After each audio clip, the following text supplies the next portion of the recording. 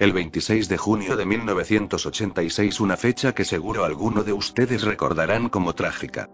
Tuvo lugar el fatal accidente de una cisterna que transportaba ácido sulfúrico, protagonizando la muerte de 2 personas y la desaparición de otra, conformando el caso del accidente de Somosierra más famoso por el niño de Somosierra. El 26 de julio de 1986, Andrés Martínez, un experimentado conductor, y su esposa Carmen Gómez, viajaban en la cabina de un enorme camión cisterna rumba de Bilbao, España. El cargamento: 20.000 litros de ácido sulfúrico. De forma inexplicable, aquel experimentado camionero emprendió el descenso del puerto de Somosierra. La pendiente es muy prolongada y la velocidad a la que él iba era suicida.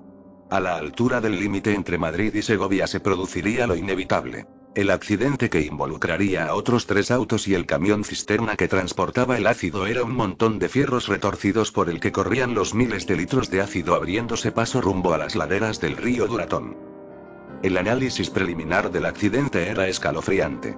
La cabina del camión había sido aplastada por la pesada cisterna y el ácido mortal caía sobre los cuerpos de los esposos Andrés Martínez y Carmen Gómez. Al no poder hacer nada por ellos, las autoridades se preocuparon por neutralizar los efectos nocivos del ácido. Sin embargo, al caer la tarde, una noticia paralizó a las autoridades. El vehículo causante del accidente transportaba un tercer pasajero. Los padres del fallecido conductor Andrés Martínez denunciaron la desaparición de su nieto Juan Pedro Martínez Gómez, de 10 años, y que se había despedido de sus abuelos antes de abordar junto a sus padres el fatídico camión cisterna. La noticia originó una rápida operación de búsqueda, pero no se encontraron rastros del niño. Ante el infructuoso rastreo, la primera hipótesis que se deslizó fue que el cuerpo del pequeño Juan Pedro había sido disuelto por el ácido, pero esta teoría fue desechada por los expertos químicos, quienes afirmaron que un cuerpo humano no podía evaporarse a causa del ácido sin dejar algún rastro. ¿Dónde está Juan Pedro? Durante los 2 siguientes días la policía rastreó minuciosamente toda la zona, pero la búsqueda no dio resultados. Una parte importante de la investigación era reconstruir el recorrido de la cisterna, para lo cual los expertos extrajeron el tacógrafo del camión, que no es otra cosa que un disco de papel que marca las paradas y la velocidad del vehículo. Según el tacógrafo, el viaje lo emprendieron a las 7 de la tarde, teniendo como primera parada un lugar llamado La Venta del Olivo, a pocos kilómetros de Cieza, en Murcia. La segunda parada la realizaron a las 0:12 horas en la localidad de Las Pedroñeras. Siendo casi las 3 de la mañana llegaron a la gasolinera Los Ángeles, en la entrada de la capital de España. 2 horas y media después efectuaron la parada definitiva en el Mesón Aragón, en las faldas del puerto de Somosierra. Es en esta parada donde un camarero vio por última vez al niño desaparecido e incluso lo describió perfectamente, ya que le llamó la atención que un niño de esa edad aceptara ponerse un suéter y pantalón de color rojo, ambas prendas. El testimonio confirmaba que Juan Pedro continuaba con sus padres al iniciar el ascenso a Somosierra. Mientras se continuaba con la reconstrucción del recorrido del fatídico camión, el misterio seguía creciendo. Según el tacógrafo, en la siguiente hora y 23 después de esa parada en el Mesón y antes del accidente, el camionero realizó 12 paradas.